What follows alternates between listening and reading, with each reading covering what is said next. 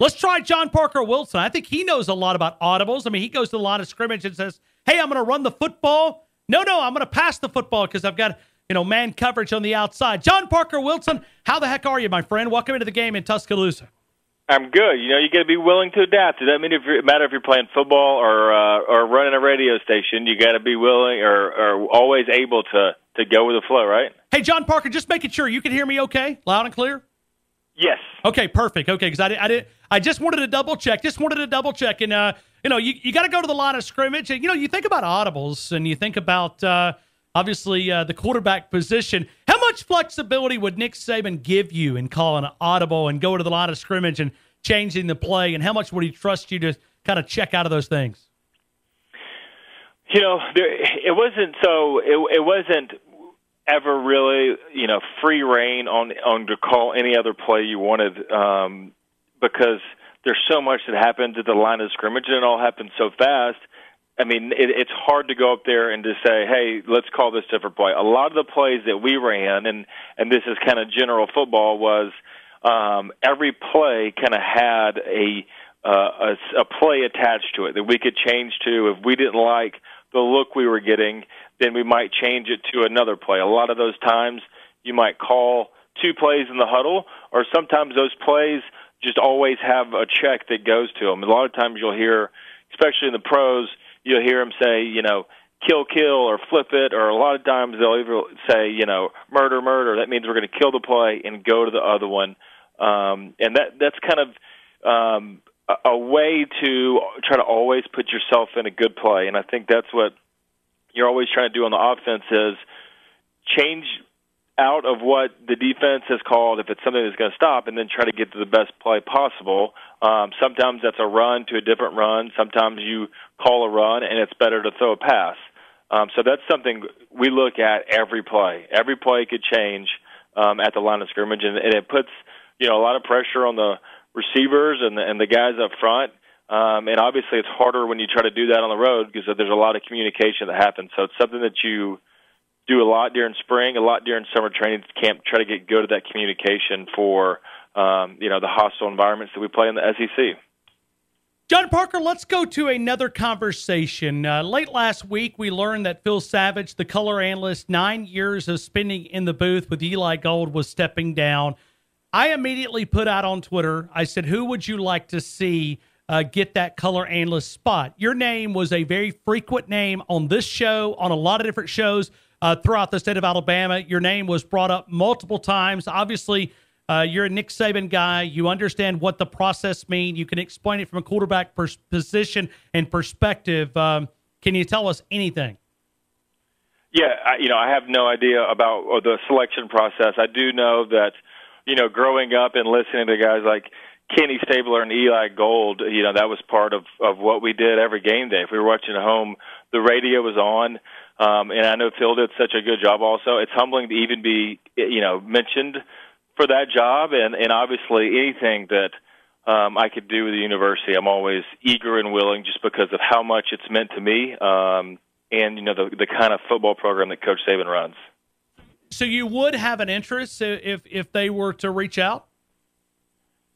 Say it again? You would have an interest? I mean, if Nick Saban called up and said, man, I need a color guy, would you be willing to take that phone call? Yeah, I definitely would. Anytime Coach Saban calls and asks anything, I'm definitely willing. He did it a couple of years ago when he asked me to come back and practice with a team against LSU, against Washington, and against Clemson. So definitely, anytime Coach Saban calls, I'm always picking up the phone. And I'm always curious. We talked a lot about that. I think we had you on to kind of help us understand the demands. And I like that about, obviously, you grew up in this state. This is your alma mater. This is you're a part of an alum of a program and one of the greatest dynasties in the history of college football. And you look at, obviously, this place means a lot to you growing up 45 minutes to the north and looking at the University of Alabama. And, the quarterback position is we love to sit back and, I love to throw questions out to you and just kind of pick your brain of the quarterback, the way that you guys understand it and the way that you understand the game. Let me ask you from a leadership standpoint, and today Nick Saban sent us an email, a press release, confirming that Terrell Lewis, a major player on that defensive side of the football. Now, he's probably not a friend of the quarterback because he's a guy that can get after those guys and was probably going to be a double-digit sack guy. But Josh Maxson, via press release from Nick Saban, confirming that he goes down with an ACL injury last week in training, and that's the unfortunate part. Probably going to miss the majority of the season. Terrell Lewis was going to be a big part of this defensive package. Yeah, he really was. I mean, we saw a little bit of what he could do, and it's just, you hate to see that happen to a guy like that with all that potential and everything. And I know he'll recover from it, but obviously going to miss probably the season or a majority of the season. I don't know what the prognosis on that MCL is, but it's honestly just part of playing football. The team you start with in spring practice or in training camp or the first day of the season is going to be drastically different than that who you finish with. And you hate to see a guy like that go down who was going to be a big contributor, have a lot of production, like you said, double-digit sacks on the defensive side. But you've got to adapt, and that's part of the reason why Coach Saban and we've been so successful for a long time is the depth and the way that they develop the young guys and having backups to the backups. That's the way you sustain a program over 10 years is having anybody on the field, anybody on the team ready to go. And it's so cliche to say it's the next man up mentality, but it really is. There's no really other way to put it of saying, okay, one of our better players, we're going to lose them. We're not going to be able to play with it. This is why we spend so much time, effort, energy, money, all the above in recruiting, and that's to be ready for situations like that. So you just got to, adapt and move on as quickly as you can, and you just hate it for the kid, Lewis, as he gets hurt. But I know this can happen when we talk about tearing an ACL, according to the press release that we got, the ACL injury. But you look at this can happen anything. I mean, you could be walking across the turf, but I think this also gives us an understanding of how physical and how demanding the Scott Cochran off-season conditioning program really is. Yeah, 100%. I mean, that's exactly right. It's demanding all day, every day, all year. And if you don't, have the gas pedal all the way down to the floorboard, then you're not ready against Louisville, and then that trickles out to the rest of the season. So it really is a 365-day mentality. Stuff like this happens, and you hate to see it happen, but it's part of the reason why we've been so successful over the past few years or 10 years, and that's always being ready and taking it seriously every day of the year. I mean, this is the time right now, a couple of weeks before training camp starts, that you've got to start hammering down and be, you're in peak physical condition when practice starts, and it's just part of the process right now. John Parker, when you talk about analyzing a game, and we talked about this 2 weeks ago, we're talking to John Parker Wilson, former quarterback at the University of Alabama and played under the Nick Saban system and understands exactly the demands of playing in this system. But talking about analyzing a game, do you find yourself in the offseason going back a little bit and flipping on the television and maybe, or even the film room now with the laptops, you can able to go back and break down? Do you enjoy that? I mean, do you find yourself, because it was part of your life for so long, it's almost hard to kind of break those old habits? No, it really is. And you spend so much time doing that, being in the film room all the time. I mean, it's just, it's part of the job is to go always break it down. And I think, like you said, you're always connected to your phone or your computer somehow, right? And anytime you pull up YouTube's, for me, it's just like probably most of our listeners, there's clips of something related to Alabama football on the whole right side of the page. So it's hard not to click on those and see what's going on.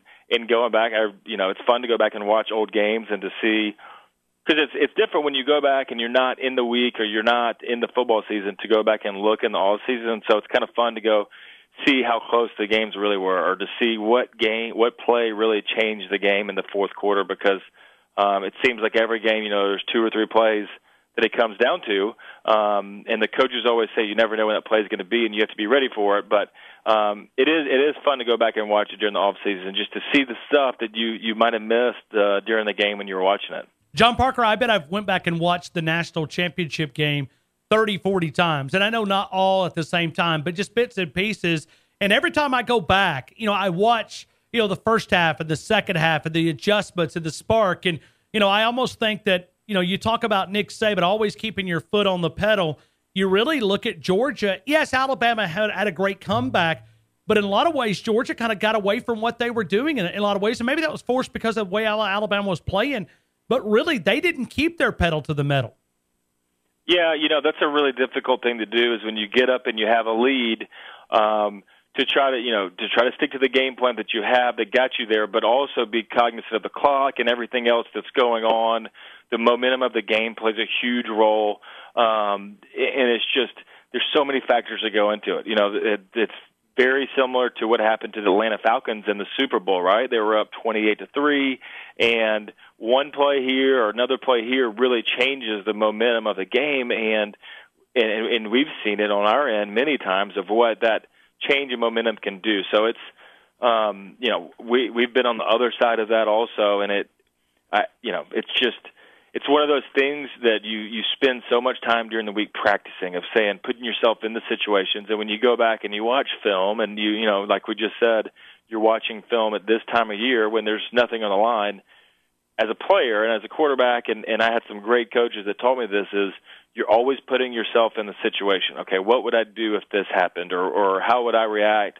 Should we have called a timeout? Should we have spiked the ball? Should we have run it here or whatever? You're always trying to put yourself in that situation so when it does happen, you've practiced it before. I think that's what one of the things Coach Saban does great is we always practice different situations throughout the week. It might have been something we practiced 5 weeks ago that would come up in this game, but we know we've been in that situation at some point during the year, and it's when you get there, you can revert back to it because of our practicing and training. How much mental conditioning to get accustomed, because we always hear Nick Saban players talking about, well, we don't focus on the scoreboard. We play every play like it's almost within a game, and if I'm describing it wrong, please correct me. But it's like they ignore the scoreboard and they play every single play and they judge every single play based on execution. If the score is 55-0 or 66-3 or maybe it's 10-7, they're judging every play, and they believe if they execute that play, that at the end of the game, when we look up at the scoreboard, then Alabama's going to have the victory. Yeah, definitely. So it's 60 or 70 or 80 different plays in a game, and those independent plays compile the outcome of the game. So each play is independent of the last, and you have to play it that way. So it doesn't matter if you throw an interception for a touchdown. The next play, you're going to get the ball at the 25-yard line, and you got to be ready to go run that play. Nobody cares that you threw a pick or you fumbled the ball or you missed a tackle. You got to go play the next one because each play mounts up so big at the end of the game. And when we get graded and judged as a player, it's not like the fourth quarter plays carried more weight than the first quarter plays. They all matter. Everyone matters, and you don't know when it's going to happen, but you got to play each play like it is to win the game. And that the teams that do that successfully and maintain that throughout the whole year end up winning because it's hard to do that for 80 plays a game for 14 games out of the year. You got to be mentally conditioned to do that. And obviously our players have been there and are conditioned to do that, and that's just part of Coach Cochran and Coach Saban, everything else those guys do to get the team ready. All right, so be honest with me.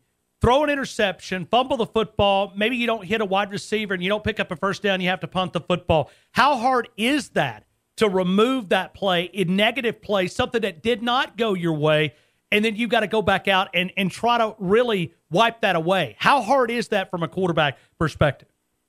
You know, it's not easy, and it gets easier the more and longer you play. But when you throw a pick, it's in your mind, and you know you want to protect the ball every play, but you're trying not to do it again and compounding those mistakes. So there's times where you're not seeing the defense like you're wanting to, or something's coming in, and you've got to be able to address the issue and then combat it. And I think that goes back to the training of it's going to happen, right? We've all been there. We've seen running backs fumble it, or 2 interceptions for a quarterback, you can get over it. When you start throwing 3 and now you throw 4, and that's when you get a little stressed out, and you don't want to go throw a 5th interception, right, or a 4th interception. So you got to be aware of that. And there's sometimes where you just want to drop it down to the running back and let him run for a little bit. And that's just part of playing football. Every quarterback that ever played the game is going to go out and have a 3 interception game. But usually it'll come down to a play in the fourth quarter where you got to win it, and it doesn't matter if you threw 10 interceptions in that same game. You got to be ready to go win. John Parker Wilson, help us understand, because we see Nick Saban a lot of times when you do make a mistake, you're trying to remove it, and obviously he's going to remind you of what you did wrong. Can you give us some examples of those conversations when you come to the sidelines and Nick Saban meets you 20 yards out on the field and kind of judges you in a lot of different ways? What are those conversations like? Well, I mean, you can kind of imagine what those conversations are like. They're not the most fun thing to be a part of, but, I think you've got to address those issues immediately, and you've got to figure out why they happened and not do it again. And I think that's what's going on when we see it. And it's not just players. Coaches are not immune to this either. Or ball boys or whoever. He's going to get on you and tell you what he thinks, and that's because he's been there so many times. And the yelling and everything in the game, hey, that's football. That's why you're out there. That's what makes it fun is, you're going to make mistakes. It's about correcting them and not doing it again for the rest of the game. John Parker Wilson, let's spend a couple of minutes here talking about Tuscaloosa, Toyota, and with the great dealership that Scott Peoples is offering there on Scott Boulevard. Yes, so we talk about it every week, and so happy to be partners with those guys. One price, one place. I think the best product out there in the car, trucks, SUVs market. Everybody knows how good of the product that Toyota puts out there, but I think their dealership takes it to the next level. Their sales department is first class. Their service department is unbelievable with the waiting room and everything they have. The no haggle pricing and the 3-day policy where you can bring the car back if you don't like it.